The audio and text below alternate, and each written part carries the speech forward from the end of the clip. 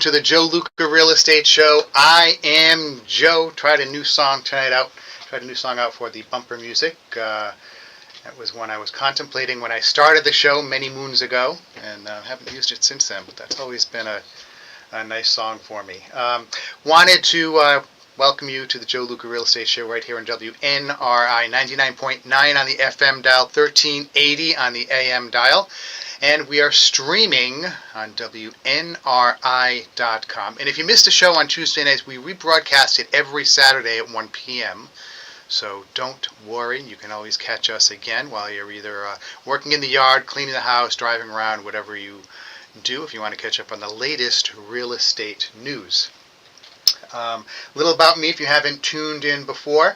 I'm a realtor. I work in Rhode Island and Massachusetts, and I have a team of partners in most other states and other countries. So if you are looking to conduct real estate business in another state, I can certainly help you with that.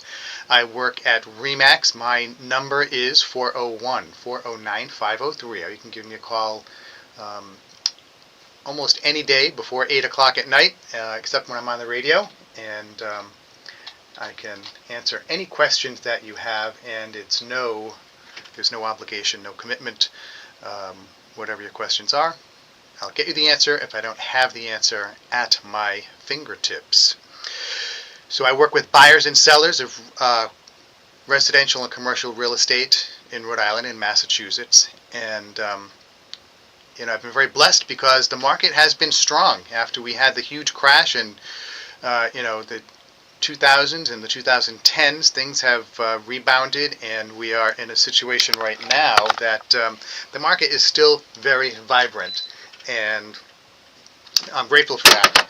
Here in Rhode Island and southern Massachusetts, we're especially fortunate in that home sales, home property values have increased at a rate that's been a multiple of the national rate. Now, that may sound like, it's not good for home buyers.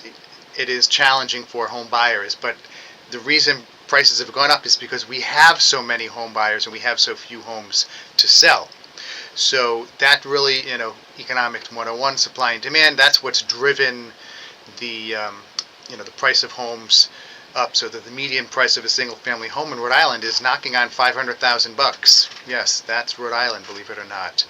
And one of the reasons, the contributing factors that we have so many buyers is because rents have been have increased so significantly. You're looking at one-bedroom apartments in Providence that are $1,800, one bedroom. Okay, so renters are saying, wait a minute, I can get together with someone else. We can buy a house together and build equity. I read an article today, and it was actually posted by Dr. Lawrence Yun from the National Association of REALTORS. He pointed at, if you had two teachers taught in similar schools, similar income levels, if one bought a house in the 1990s for $200,000 and the other one didn't and decided to continue renting, today, that person that bought the house for $200,000 has a house that's now worth close to $1 million, and the other person is still renting, and so they have nothing to show for what they've been paying in rent all those years. That money is just gone forever. Okay, so it pays to put yourself in a position to become a homeowner, to buy a home. Now, you may not be there now, but the process of preparing to buy a home is a journey, and that's where I come in. I'm an experienced full-time, full-service realtor. We can put together a game plan so that if you're not ready to buy a home now because of credit issues, income issues, you're still, in school or something like that, we can put together a plan with a timeline so that you will be ready to buy a home at some point in the future. Okay? All you have to do is, of course, give me a call, 401-409-5030. All right, and you can text me at that number too. If you want to call the station and talk while we're on the show, 401-769-0600. We can talk on the radio if you have any questions about anything we're going to be talking about. So one of the things, there's been a lot of I guess tumult would be a good word to describe the news about the economy, and Trump with his tariffs, and are they good, are they bad, is it going to hurt the economy, is it going to help the economy? I think I said this last week or the week before. I think long term, I think it's going to help. But there's going to be some, rough sledding between now and when we ultimately get there. But some positive data points, okay, that we've experienced in the past 120 days or whatever it is. More than 500,000 new jobs have been created. Most of these jobs are private sector jobs. Okay, so either farm or business, private enterprise, not government jobs. Government jobs have been declining, which is good because government jobs don't create anything. When you have private sector jobs, people are being hired because they're working in a farm, working in a factory, working in a law firm, working in an accounting firm. They're doing something that's expanding the economy. Okay, so creating new jobs is a good thing, but also what's significant is wages are increasing. This is how we are going to kind of buy our way or build our way out of this affordability issue regarding housing, as house prices are not going to come down. People that are saying, oh, I'm waiting for a crash, I'm going to wait for prices to come down. It's not going to happen unless we get into some kind of a big world war. It's not going to happen because we are going to have more buyers than sellers for a while. Even if they started building houses today, and I want to point out that new home building permits are not increasing in any substantial number locally or nationwide. So it doesn't look like that's going to be it. Multifamily building permits are up, so that means we're going to have more apartments, so that will address the rental housing shortage. But we're not going to have a lot more houses, and there are 9 million individuals between the age of 18 and 34 who still live with their family. Now, some of them may be living at home on the couch in the basement not doing anything, but most of them are desirous of having their own place. So those folks at some point are going to, or a good portion of them are going to move out of mom and dad's place or grandma and grandpa's place and either rent an apartment or buy a place of their own. So that's going to put more strain on the shortage of existing housing.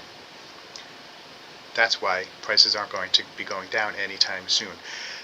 But what is going to change is that we are going to increase wages. We have, policies. Our politicians, nationally and locally, can implement policies that will make it easier for people to earn more money.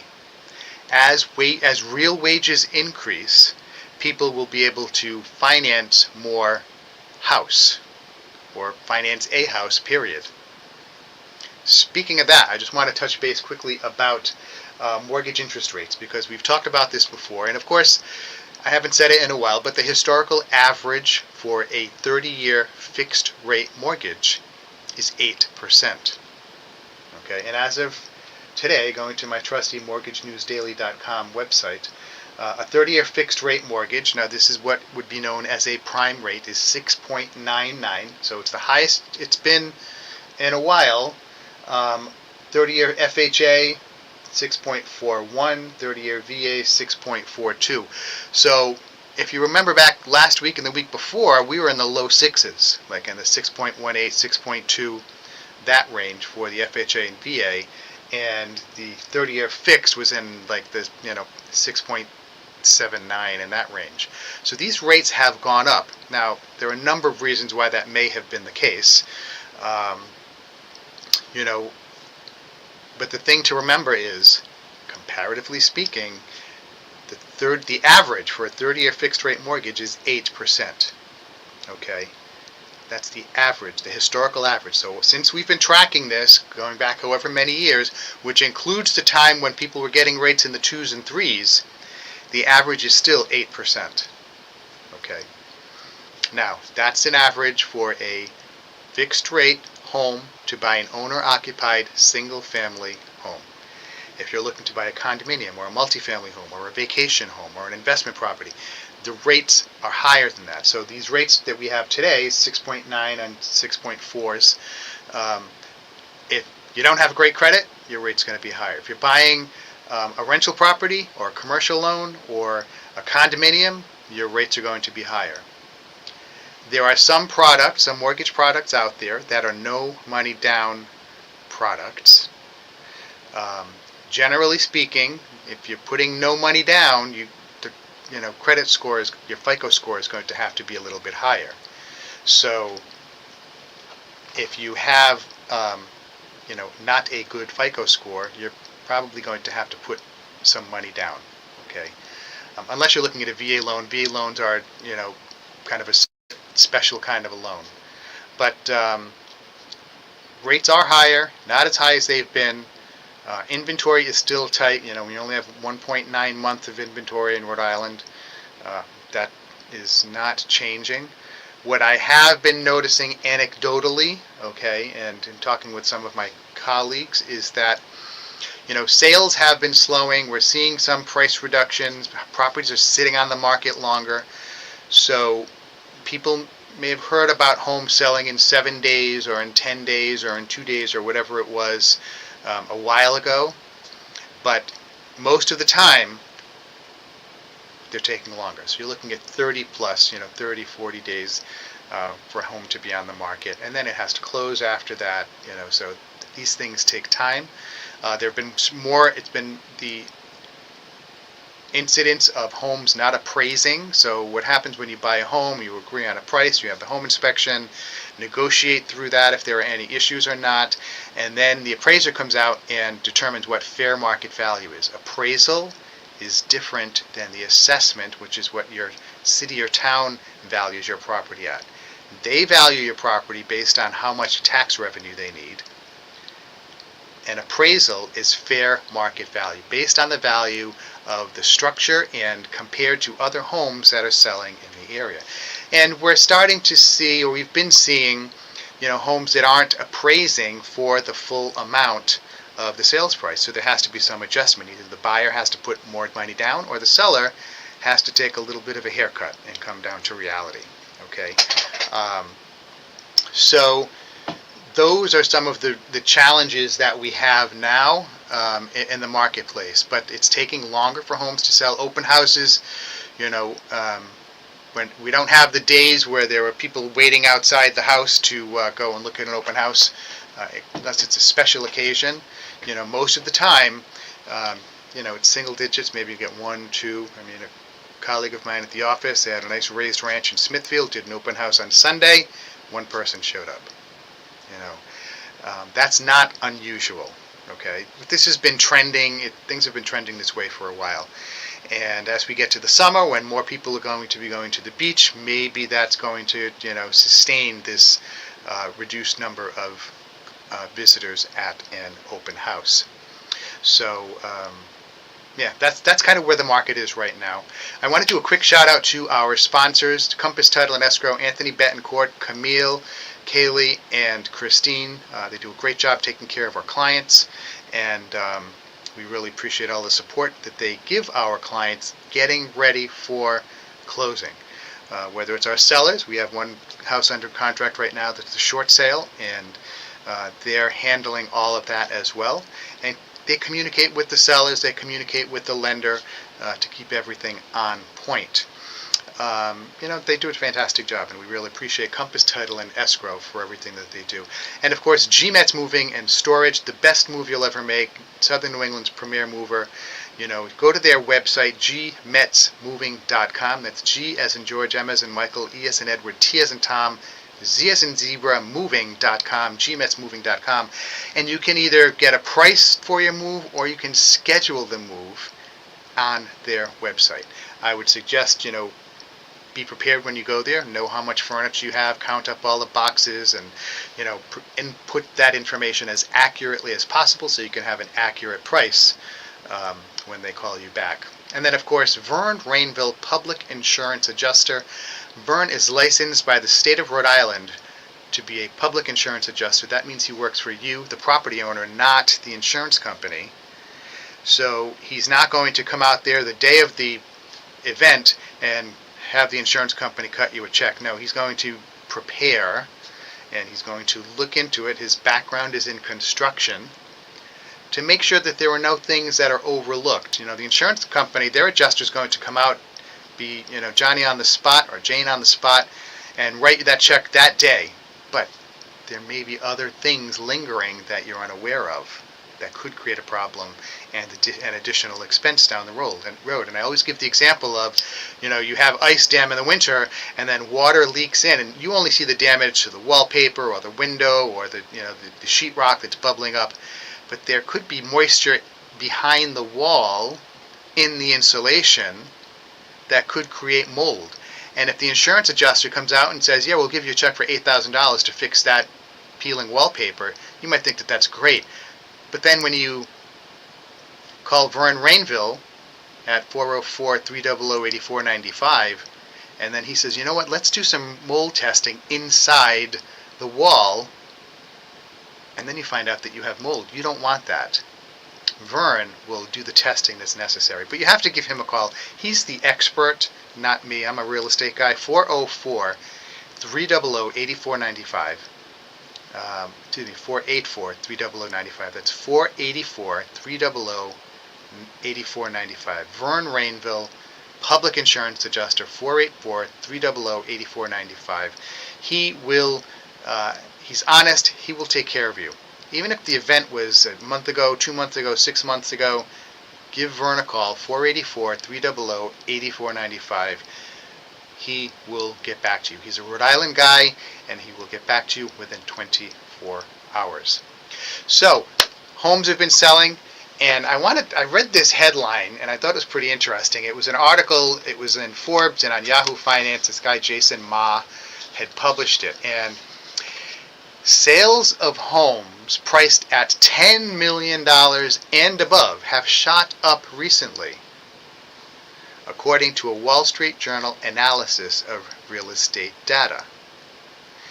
This coincides with the start of President Trump's trade war, which has caused a whiplash in financial markets as stocks crashed, then rebounded sharply after the high tariff rates came down.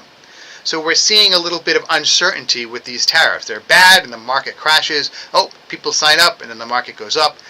And so much of our economy is psychological. So if we think it's good, it is good. If we think it's bad, it is bad. And if we want something certain, and you see the stock market going up and down, maybe you don't want to put your money there. Now also, we've had some issues because our debt was downgraded because of the $36 trillion in debt that we have. So that has caused bonds to decline in value. So that's another reason why people are looking to real estate to park their money. And these mansions, these $10+ million homes, are a good place to park money. It's like, think of it as, a savings account or a CD where you take your money, you put it in the CD, and then you receive money every quarter, every month, every year, whatever it is, interest payments.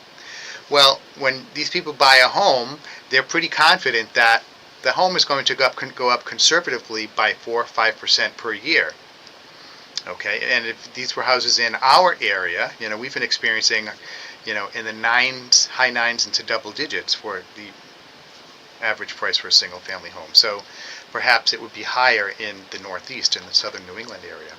The housing market has largely been frozen, but these mansions have been an opportunity for wealthy Americans to park some money and avoid market volatility and economic uncertainty. Okay, that's the operative word there, uncertainty. They don't know. I think 6 months from now, 9 months from now, we're going to be a good spot with regard to these tariffs. I'm just one guy. I'm a real estate guy. I don't know if that's going to happen or not. But regardless, we're not certain of that. Okay.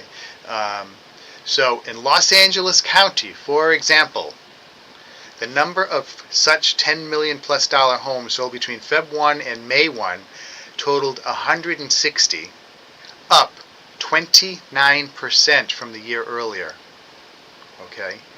Beverly Hills sales were up 33% from the year earlier. Manhattan has seen a 21% jump. Miami-Dade County is up 48%. Palm Beach, Florida, 50%. Aspen, Colorado, up 44%. So these are homes priced at $10 million and above. Okay, I think it's probably safe to say that there's no one listening or watching this video that can afford to buy one of those homes. Although maybe you could prove me wrong. So that is something that's interesting. And you know, years ago when we were in the midst of the real estate crash, we experienced a lot of billionaires, global billionaires, who were parking their money in commercial real estate buildings, especially if they were from communist countries, if they were like in Hong Kong or China, where, you know, we had people that they'd buy a building for hundreds of millions of dollars and they would pay for it cash and just let it sit there. They wouldn't even need to rent it out or do anything to it, but because their money was protected by that physical, that brick and mortar asset. Okay?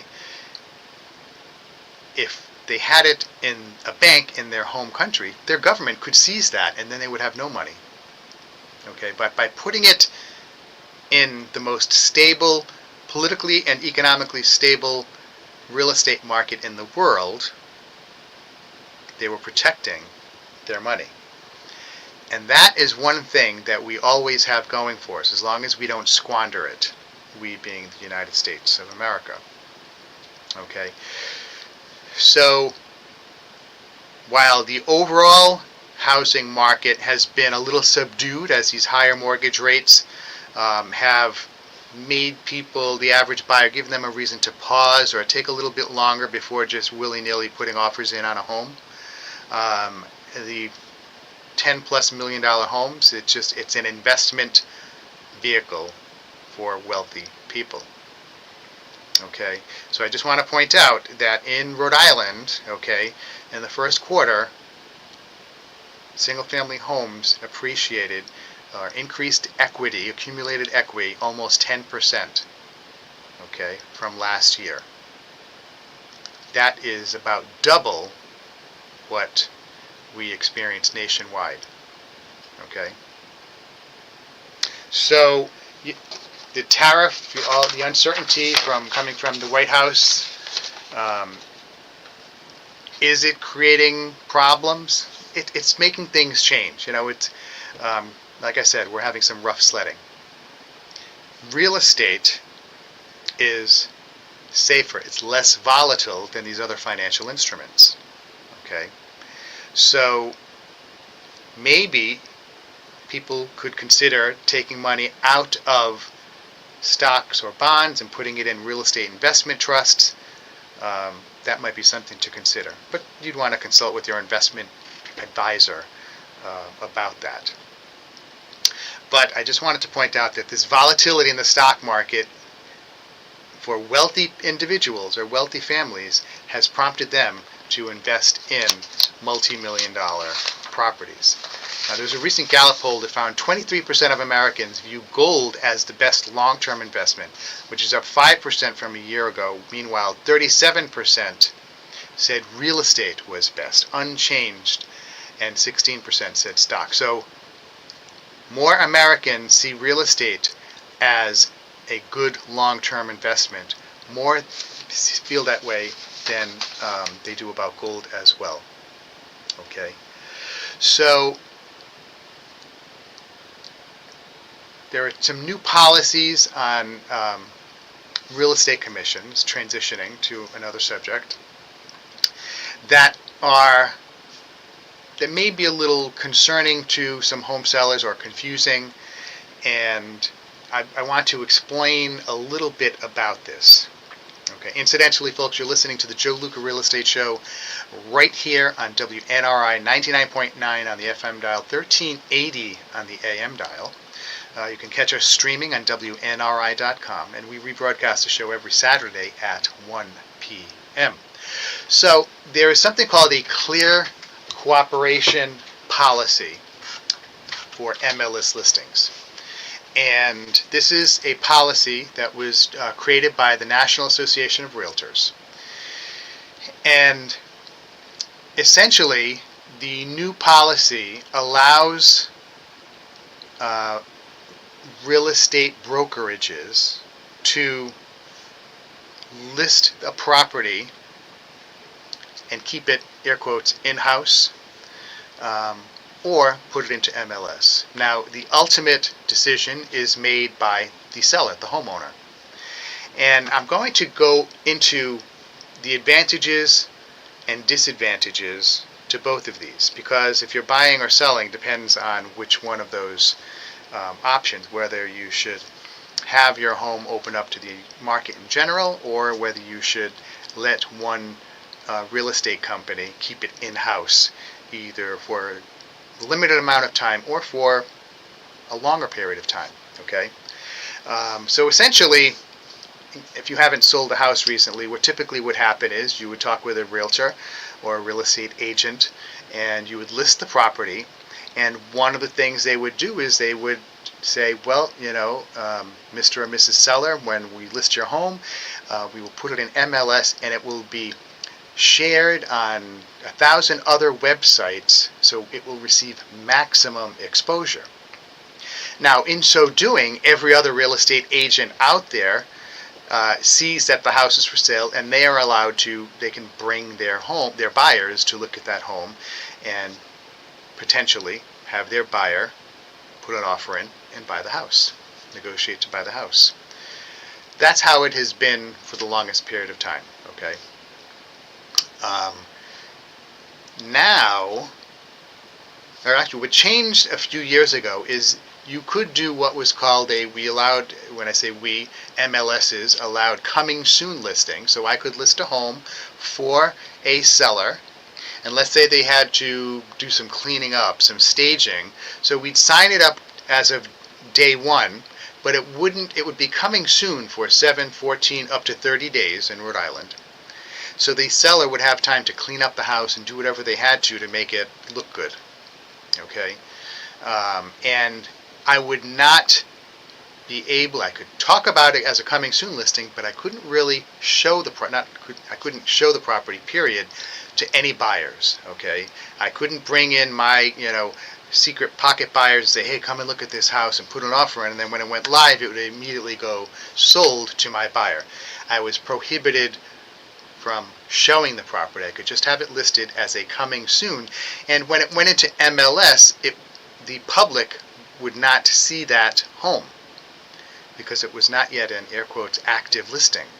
But all the other realtors and participants in MLS could see that that home was going to be coming on the market.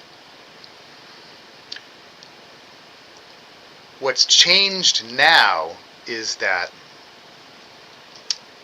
a listing agent can talk to the seller and say, well, Mr. and Mrs. Seller, my company is really a good company. We have the best agents, the most experienced, the most knowledgeable agents in the state, in the city, whatever it is. And we do the best job of qualifying and preparing our buyers. So what does that mean for you as a seller? That means our buyers have a greater likelihood of being able to consummate the transaction after we negotiate a price. So because they're so well qualified, because we use really good lenders and we get everything done ahead of time, okay, once a deal is accepted, our buyers are educated about the process, so they're less likely to back out for financial reasons, for home inspection reasons, or other reasons like that, because we do a really good job. The agents in my company, we do a really good job preparing them. So as a seller, what I would like to offer you is an opportunity to let me only market your home to agents in my company for 30 days, for 10 days, for 20 days, for 60 days. The length of time hasn't been determined yet by MLS, but there is going to be a time factor. So it could be, hypothetically, we could say, so as a seller, I'd like to be able to market it only to agents in my company for 25 days or 30 days. And then after that, we'll open it up to MLS at large. But what this does for you as a seller is it allows us to bring our qualified buyers with our qualified, experienced, knowledgeable agents to show your home and to introduce really good buyers to buy it. And these really good buyers, since they're so qualified, they may be willing or able to pay more for your home, Mr. and Mrs. Seller. So I would like to propose that we do a VIP or a super special listing for your home where we only market it to people in my company for X period of time. That sounds like it could make sense, because jeepers, if everybody else is just, a ragtag and not experienced and not knowledgeable, or they don't qualify their buyers, I don't want that to happen to my house. I just want to sell it, get as much money for it as possible, and not have anyone have any reason to back out of it. So let's consider doing that, listing it as a VIP listing where it's only marketed to agents in your company, Joe. That's option one. The other way to say it is, Mr. and Mrs. Seller, if you need time to prepare your home to put it on the market, we can do a coming soon listing for 7 days, 15 days, whatever it is. We won't market it to the public. We can't show it to anyone. But it just gives you time to do it, and it builds up anticipation amongst the realtor community. So when it does come live, all of the realtors will be able to come in and show their buyers your home, introduce their buyers to your home. So the more people we show your home to, Mr. and Mrs. Seller, the more demand there will be, so you will be more likely to get a higher price for your home. Now, both of those scenarios sound plausible, sound realistic. I'm not going to say if one is better than the other. Everyone's situation is different. Every realtor, every real estate company is different. Okay? Obviously, if I work at a real estate company and it's me and two other people, that might be a tougher road to convince the seller to do that, to only have 3 agents show your property, than if I worked at a company that had 2,000 agents there and we would only market it to our 2,000 agents. Well, probably there's a better chance that those 2,000 agents are going to have buyers than a small company with 2 or 3. I don't know. I'm just thinking, based, again, probability. Okay. The other thing, if you have a company that's a very well-regarded company and they have a very good track record for attracting quality buyers and getting them pre-approved and not showing them houses that they're not financially capable to take down, that they're not aware of, they're educated about the home inspection process, so they're not going to utilize a home inspection as an opportunity to renegotiate the sales price. That might be worth considering doing that VIP listing with one of those types of companies. I wanted to explain this to you, the consumer, so that you're aware of this. Now, this is not set in stone yet. It's still very fluid. Okay, I'm on the board of directors and president-elect for Multiple Listing Service, and there's something we're still kicking around, trying to figure out, the pros and cons and how this is going to work for us in Rhode Island. There's a national conference next month in D.C. where we'll talk about it on a nationwide level and get feedback from other MLSs to see what their experiences are, what agents' experiences are over there as well. But there is going to be a change. We're trying to be I'm trying to be totally transparent and inform you that these changes are coming. And as long as everyone is aware of what the options are, we don't have a problem. So hopefully, listing agents will explain to their prospective seller clients that you can do A, and list it with us, or we can list it so any agent can come to look at the property. Okay, or any buyer, because of course if I'm only showing it to my agents in my company, it's not going out to all of those public third-party websites, because I'm only showing it to the people that work at my company.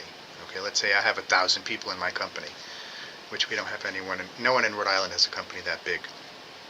But let's just say for this example that we do. So that company would show it to their 1,000 agents, who would then bring buyers. But the public at large may not be aware that the house is for sale unless there's a sign in the yard. Okay? If there's a sign in the yard, then they call the sign, then they're going to work with one of the agents that work at that company. Okay? So there's an argument to be made, as I said, for having control over the buyers who are coming in, the quality of the buyers that are going to be coming into your home.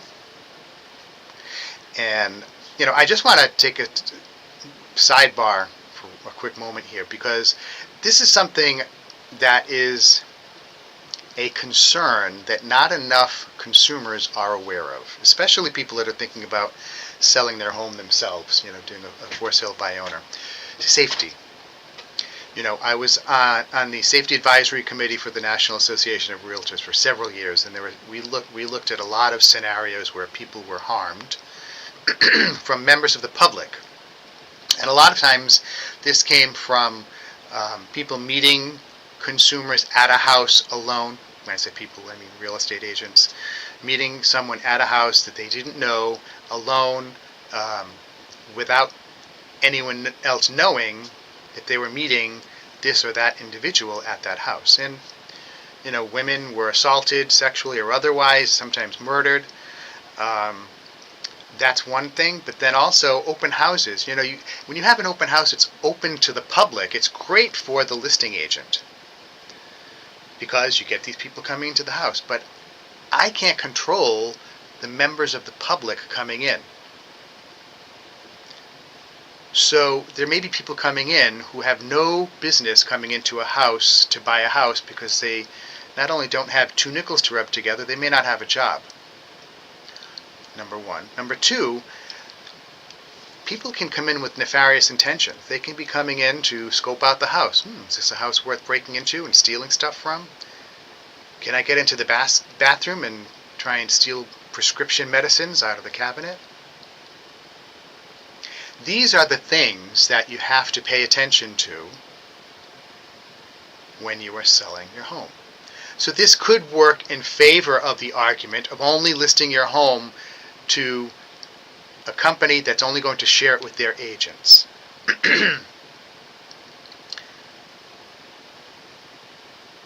If you are going to be if you're contemplating selling your home yourself, that's great. I understand. I sometimes I'm a do-it-yourself guy. I want to do things myself.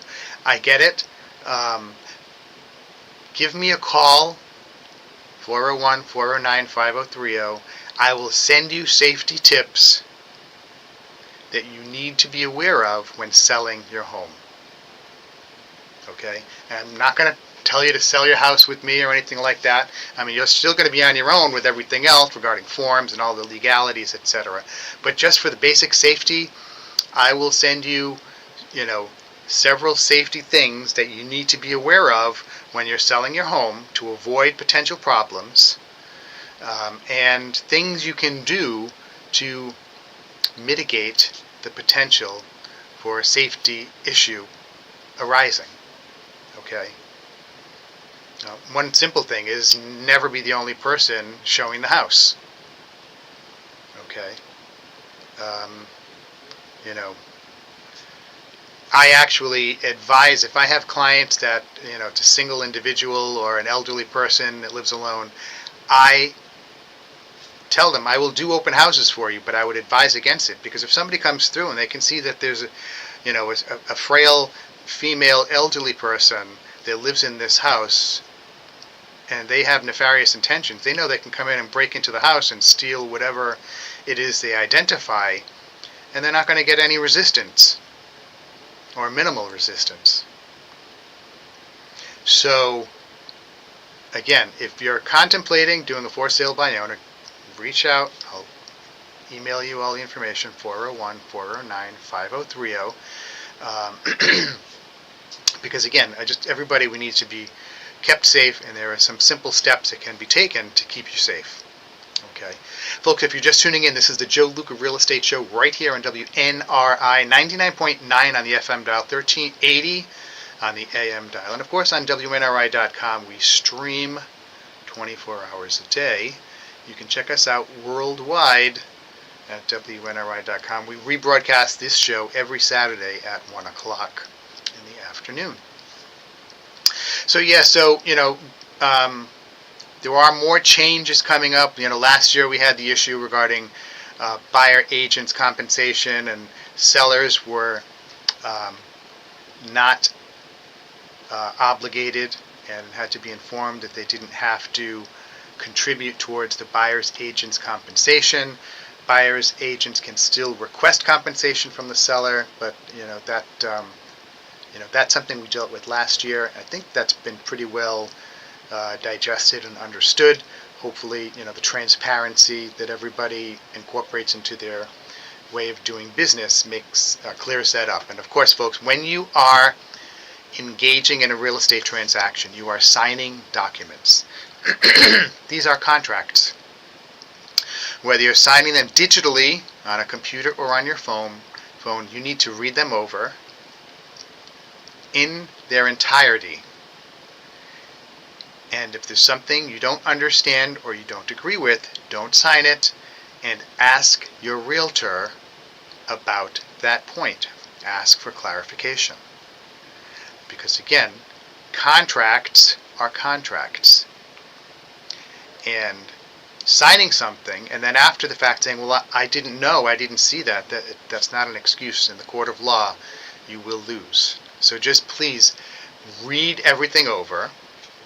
If you don't understand it, the realtor can answer your questions, or they can refer you to an attorney to give you a legal explanation of the documents. But all the documents that, when you're a realtor, all the documents that we use have been vetted by attorneys and approved by the Department of Business Regulation, okay, to protect the consumer and the real estate agency. Okay, so read everything over when you sign it.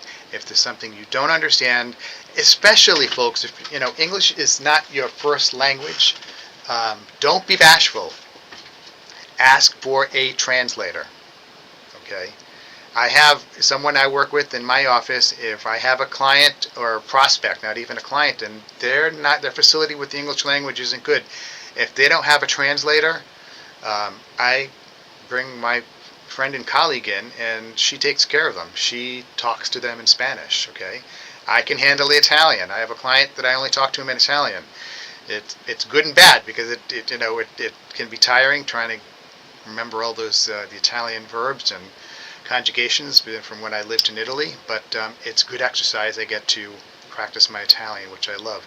And again, Spanish, I study it. I can understand a lot of it when I hear it, but I can't speak it, and I certainly could not even begin to do a translation.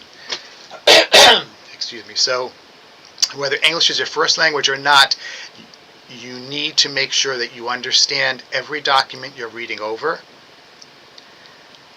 and the implications that it has, whether it's a listing contract, a seller disclosure form, a letter of intent or offer form, excuse me, a purchase contract,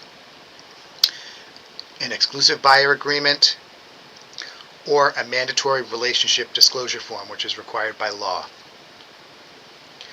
The buyer agreement, the exclusive buyer agreement, and the mandatory relationship disclosure form, those two forms are required in my case, by a company policy in the state of Rhode Island. Okay, and Massachusetts has forms like that as well. So you need to know what you're getting involved with, know what you're signing. Everything, we try to keep everything completely transparent and explain everything up front, but sometimes things may not sink in, and that's why I always tell my clients, listen, ask me any questions. If you forget the answer, ask again, and I'm going to give you the answers to questions that you may not have thought to ask. Okay, that's for buyers and sellers. Okay, and my knowledge, my experience is pretty significant when it comes to real estate. Okay, I can't talk to you about mortgages. I can't talk to you about home inspections, structural issues, property lines, legal issues. I have vendor partners that I work with who can help you with that. Okay, but when it comes to real estate, I'm your guy.